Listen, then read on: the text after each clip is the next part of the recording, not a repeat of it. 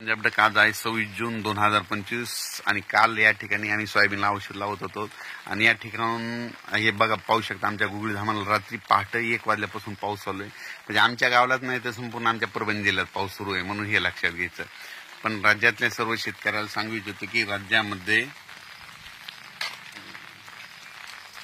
सांगायचं झालं तर पूर्व विदर्भ, पश्चिम विदर्भ आणि मराठवाड्यामध्ये हे पाऊस सांगतो की तुम्हाला जवळपास पूर्व विदर्भ, पश्चिम विदर्भामध्ये 1 तारखेपर्यंत दररोज भाग बदलत पडणार आहे म्हणून हा अंदाज लक्षात येतो.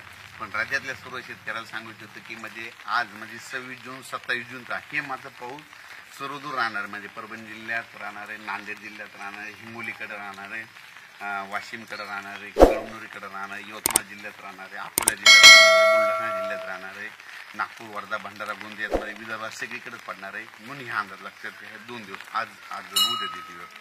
त्याच्यानंतर ही परभणी जिल्ह्यात देखील पाऊस पडणार आहे, इकडं जालना जिल्ह्यात देखील राहणार आहे, जळगावकडे देखील राहणार आहे. म्हणजे आजचा पाऊस हे सर्वदूरचा राहणार आहे म्हणून हा अंदाज लक्षात.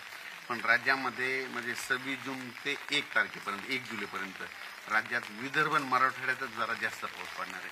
सांगायचं झालं तर तुम्हाला सांगतो विदर्भामध्ये 11 जिल्ह्यात आणि मराठवाड्यात म्हणजे हे दररोज वेगवेगळ्या भागात पाऊस पडणार आहे 1 तारखेपर्यंत. म्हणजे 26, 27, 28, 29, 30 आणि 1 जुलैपर्यंत दररोज वेगवेगळ्या भागात पडणार. दुपारपर्यंत ऊन पडणार, दुपारच्या लगेच पाऊस येणार म्हणून हे लक्षात येतं. सर्वदूर पडणार नाही हे सगळ्यांनी लक्षात येतं. नसतं काय होतं की सगळ्यांची अपेक्षा की सगळीकडे पाऊस पडेल, सगळीकडे पडणार नाही, भाग बदलत कोणाला सोडून देईल आणि ज्याला सोडलं तर त्याला सोडून देखील देणार म्हणून हे लक्षात येतं.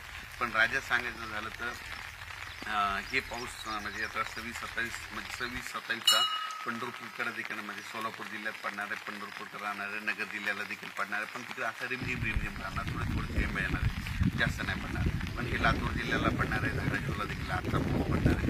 त्याच्यानंतर राज्यात सांगायचं झालं तर पंढरपूरला म्हणजे 5 आणि 6 तारखेला मात्र पंढरपूरच्या यात्रेकरूला त्यांना पाऊसमध्ये वरून राज्य भिजवणार आहे.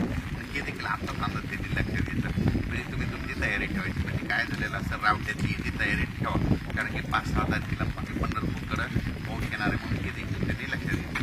पण राज्यात सांगायचं झालं तर राज्यातल्या सर्व शेतकऱ्याला सांगू इच्छितो की राज्यामध्ये